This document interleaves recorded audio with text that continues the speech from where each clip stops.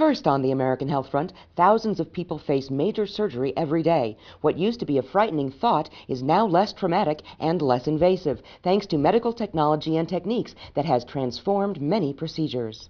Today, most surgeries can be performed with minimally invasive techniques using laparoscopic surgery.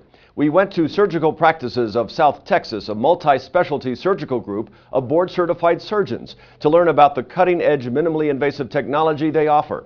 Dr. Joseph Coopwood, a general surgeon with the group, explains. Minimally invasive surgery, which is also called laparoscopic surgery, is a technique by which small incisions are made in the abdominal wall. Special tubes called trocars are placed through these openings to allow access for instruments. And we also use a camera, also called a laparoscope, in order to visualize the abdominal organs. We can use pencil-thin instruments in order to perform the surgery on the inside.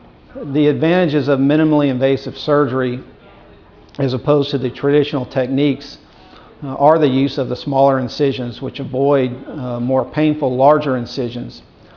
This allows a patient decreased time in the hospital. Many procedures can be done on an outpatient basis.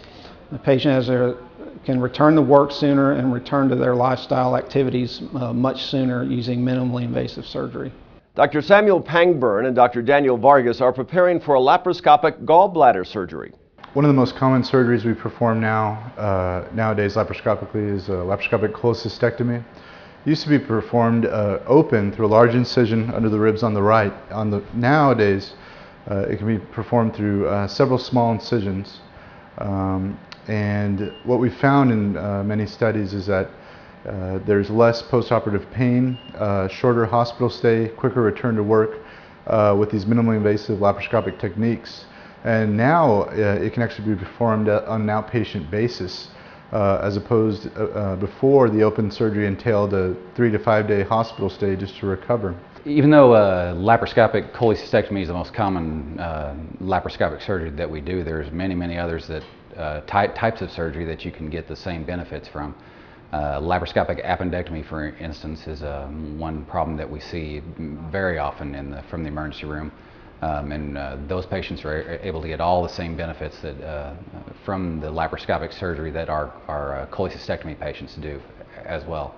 Millions of people have colon and rectal problems, from hemorrhoids to colorectal cancer. We'll learn about diagnosis and treatment for these problems. Dr. Rolando Saenz and Dr. Sarah Marcinissen, both general and colorectal surgeons, discuss these. Within the realms of colorectal surgery and colorectal problems, we find that for the most part, this is a part of medicine that not too many patients freely come to us and are very forthright with regards to their problems. There's a lot of associated embarrassment with it. One of the things that we do in our practice that's nice is we have a full gamut of colorectal care, because we do have 2 board-certified colorectal surgeons who so happen to do general surgery as well. One of the things that we do that's very practical for most folks in everyday life is we offer an anorectal physiology lab, where we can actually run all the appropriate diagnostic tests to essentially come up with those answers. Most colorectal cancers and deaths from this disease are preventable through a simple colonoscopy screening. So we recommend doing colonoscopies starting at the age of 50 for a number of reasons. One, most colon and rectal cancers present at the age of 50 or over. Most colon and rectal cancers come from polyps, which we can take out with a colonoscope before they turn into cancers. And also, most early stage colon and rectal cancers cause no symptoms. So we recommend starting screening at 50, sooner if you have any problems, otherwise at 50. Most of the time we can take out small polyps with a colonoscope. However, if we find a big polyp or an actual cancer, we will recommend surgical resection. That surgery can often be done laparoscopically, where we make small incisions, take out the area where the cancer is. If further surgery would be needed, minimally invasive techniques such as a laparoscopic or hand-assisted colectomy would be considered. Dr. Dilma Ruiz-Friel and Dr. Moises Solis have, as part of their practice, implemented breast conservation therapy. When we were discussing the films, you can see the tumor, even tumors up to 2.5 cm, they can be even treated with breast conservation therapy, which is actually minimally invasive surgery in order to improve cosmesis.